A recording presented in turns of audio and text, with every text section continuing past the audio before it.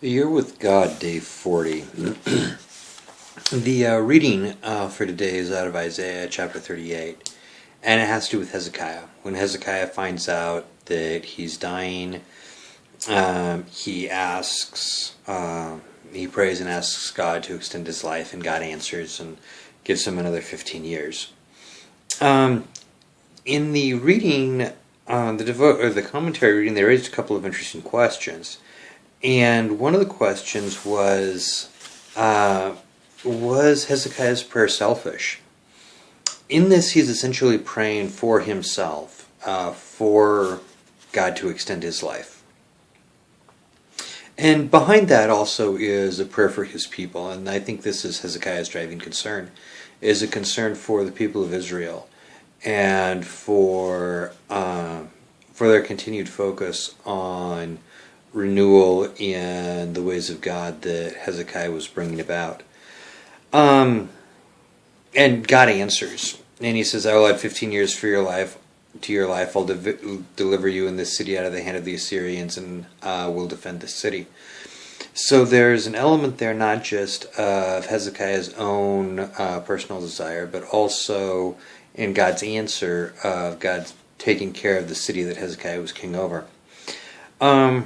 But I think the question of whether our prayers are selfish or not, whether we're praying a selfish prayer or a prayer that conforms with God's will, is somewhat, I think it's sometimes a harder question than we might want to realize. It's very easy to give a theological answer to that question. When I ask the question of myself, is my prayer selfish, or is it seeking after what God wants? And it's very easy to substitute some theological answers and say, well, it has to do with the motivation of the heart and things like that. Motivation of the heart can be tricky because we have an amazing capacity for self-delusion. We have an amazing ability to convince ourselves that something is true when it's really not. To convince ourselves that our motives are pure, are righteous, when they're really not. And we can couch questionable motives in spiritual sounding terminology very, very easily.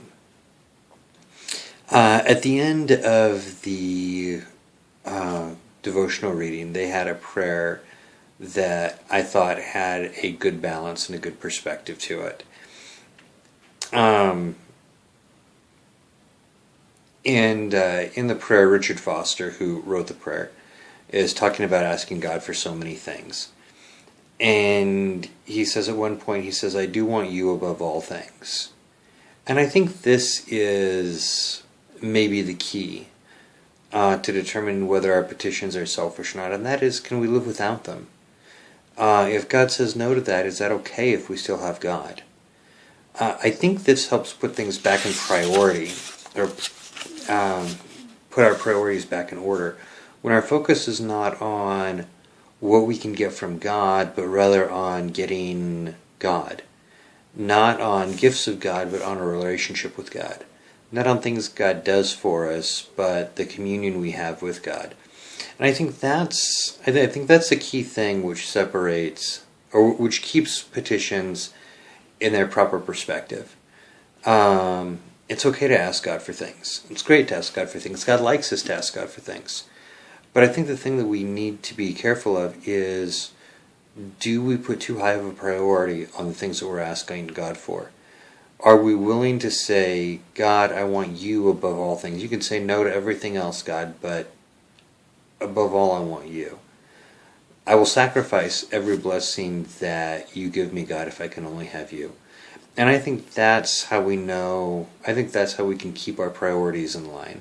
I think that's how we can keep ourselves from falling into the trap of self-delusion, from falling into the trap of selfish prayers, thinking that, deluding ourselves, convincing ourselves that what we want is right and just and God-honoring.